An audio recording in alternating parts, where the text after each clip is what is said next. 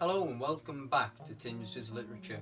Once again I'm going to be going over mathematics, and today I'm going to be going over the area of the triangle. More specifically, the two main methods of working out the area of a triangle.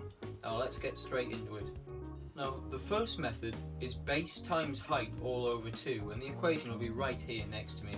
Now to do this, just get the length of the height times the length of the base and all over 2.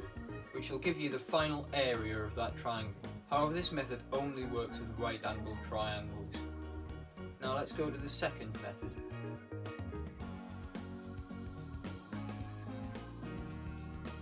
Now this second method of working out an area of a triangle is more predominantly found on the higher paper due to its inclusion of a trigonometric function. Now this equation is right next to me here, and it's half AB sine C, with A and B being the two sides that aren't the hypotenuse, and C being the angle opposite to the hypotenuse. This method of working out the area of a triangle can also be used on any sized angled triangle, and is not restricted, like the other method, to right angled triangles.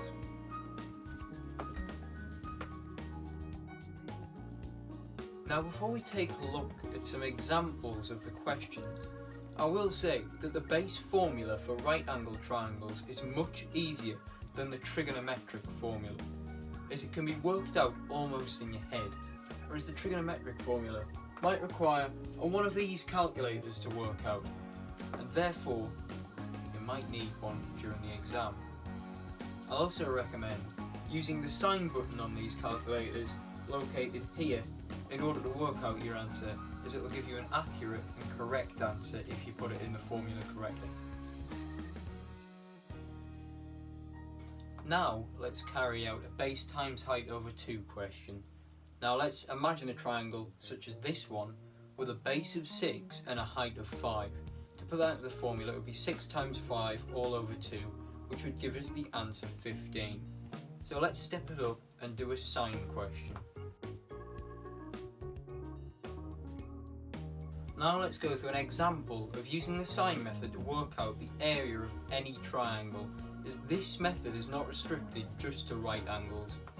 Now let's use the example that's here, which is an angle with the height of 10 and the length of 7 and the angle of 52 degrees.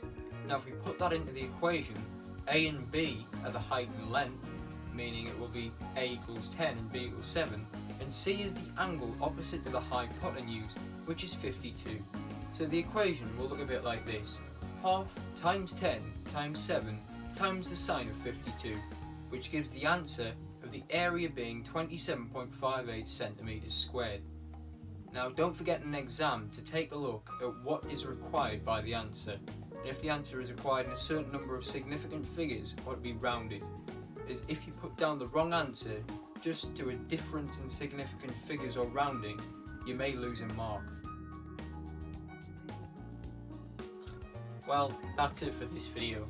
Don't forget to like, comment and subscribe in order to stay notified for my next uploads. See you then.